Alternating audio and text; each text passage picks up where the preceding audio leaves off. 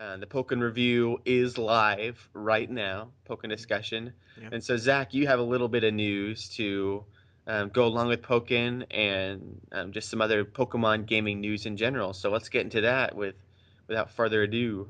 All right. Yeah. Let's unclog that Nintendo pipeline, shall we?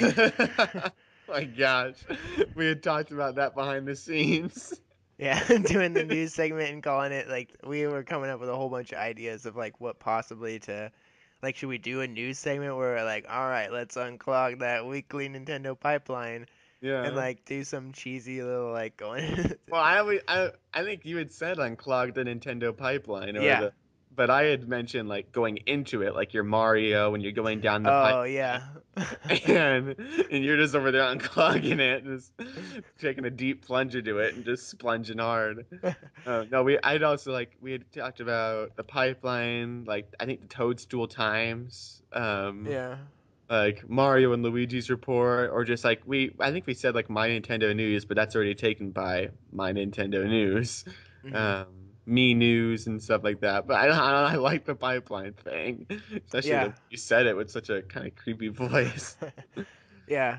Well, yeah, this is what's in the pipeline this week. The Hmm. Pokkén is officially out, so Nice. you can all go get that. We got our copies, and as we said, the Pokkén review is going live alongside this.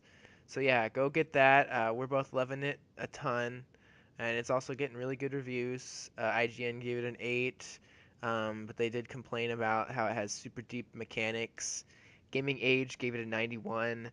But not all the reviews have been positive completely. US Gamer gave it a 60, Yeah, but it weird. has an overall score of 4 out of 5 on Metacritic, so it's doing pretty well. Yeah, that's and I mean we'll get more into it in our review discussion and stuff. But as of now, like a 4 out of 5 seems good. Yeah, really and it solid. and it's just weird to complain about. It's weird to complain about deep mechanics in the game. Just saying, Yeah, I think so. Because, I mean, unless especially when games like Fire Emblem are getting such high reviews and games that inherently have super deep mechanics are like kind of what seems popular these days almost is like they want if it's super shallow. I guess it kind of works either way. It depends on what type of game that you're making, because if it's yeah, like you're making a mobile game, it's really nice to have that simple, super not deep mechanics. But yeah, if you're making a fighting game that's supposed to be competitive and it's supposed to be on a tournament scene,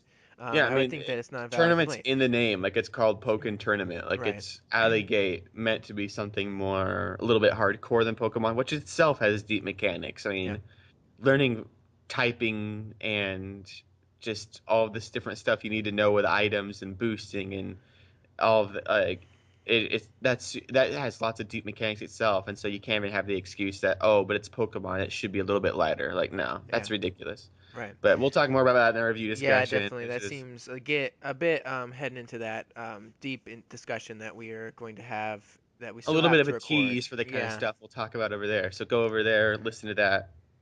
Yes, but we do have some other Pokemon news as well. There is a pretty significant milestone that the franchise just hit. From IGN, the headline Pokemon series sells 200 million copies, which is a Mm. really impressive feat, Didn't The Witcher 3 or the Witcher series just do that too or something? I'm not sure. That'd be surprising because I would think that Pokemon would be, way ahead Yeah. of those, but you Or never maybe it know. was 2 million. I don't know. Maybe I'm off Yeah, by a couple zeros or something. I'm not too sure. yeah. Yeah, and that's just the mainline series too, by the way. Actually, a figure just came out from MCVUK that shows all of the Pokemon games, as including the side games such as Pokkén, although Pokkén's probably not included yet because it just came out. They've sold over 279 million copies worldwide. The entire That's franchise, insane. not just those mainline like Pokemon Red, Blue, and Yellow. And yeah, that is very insane. It's weird how And much less the side games sell. You would think those would sell more and like really boost that number, but to have all the that's Pokemon what games and then I only was 79 million of that. Yeah, I was bringing. We were talking about that not too long ago, actually, where you were making the argument. I think that you thought Pokemon Go, like this was kind of the route they were starting to take, was they might Oh start yeah. stripping away from the mainline titles, and I was trying to point out that figure of like they sell like I think I looked up the X and Y numbers and it was outrageous. And it's like these games are they just sell so much. And historically the side games have never really done as well. And so I think that they're always going to make their main support off of the main games. And I still stand by my point I think I made that I think they're still passionate about making them. I think Yeah. we see this Pokemon Rainbow, and it seems the little bits we've seen and how it's doing Hawaii, and they have a whole bunch of connection with Hawaii. It seems they're very much still passionate and inspired when they're making these, and there's a lot of geography left in the world to cover. So, I still feel like this, and with we get these numbers that they've sold 200 million copies, it's definitely seems like it's not going to be stopping anytime soon. Yeah, one thing I was gonna ask was, I just wonder if like Pokemon Shuffle is included in this as a like as a copy sold, Ah, because I wonder if that would affect the figures, because yeah, you would think that everyone downloaded that game because it's for free, like on their mobile devices or something. And I wonder if that can count as a copy sold. yeah, And then you also wonder how much revenue they're making off of microtransactions in that game. And you had mentioned when we talked about that in the past that you never bought microtransactions in that game, that you just right, would wait till the hour was over before your like hearts replenished or something. But I know people um, like dad and stuff would, although he doesn't do it too much, but he would play Candy Crush, and sometimes he would spend $1 or so on getting to the next level, like if it was like a train ticket or something to get to the next level, or if he was like waiting in the doctor's office or at like a meeting or something, and he wanted to beat this level but needed to spend like 30 cents for one more life or something. Like he would always like do maybe small stuff like that. hmm, And I know people that are way worse than him that would just do $1 every time they wanted to keep playing, put down $10 if they wanted to do like a bunch of candy packs or something. And you have to imagine those people are there with Pokemon Shuffle too, or Pokemon Shuffle too. hmm, And so you wonder how much they make off of stuff like that, because you do have kids that are like, "Daddy, Daddy, give me another heart, put yeah, down your password for one more dollar or something." hmm, And that's what was kind of my argument alongside if Pokemon's going to break away from the mainline series. Because yeah, even though they're selling 200 million copies of the mainline series, you have to imagine that's also what Pokemon Red, Blue, Yellow. So three Pokemon per generation, and we're going on to Generation 7, so that's 20 generations. That's 10 million a generation or something, or 20 million a game. Actually, that's pretty freaking good. yeah. It's um, pretty good.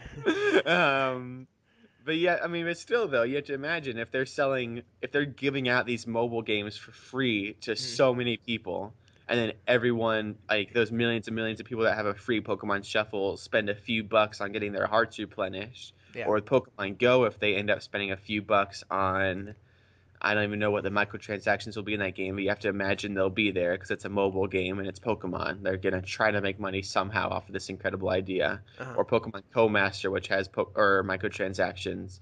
You have to imagine that even people spend like a few bucks, or if you have that one person that peaks a little bit, they have to yeah, make somewhere actually probably pretty near that mainline money for not too much development cost compared to what the main series is. And so maybe not right away, but I still kind of stand by my theory. Although we talked in our Pokemon anniversary episode, which is live on our Patreon page. If you support us for 99 cents or above, you can get that over there.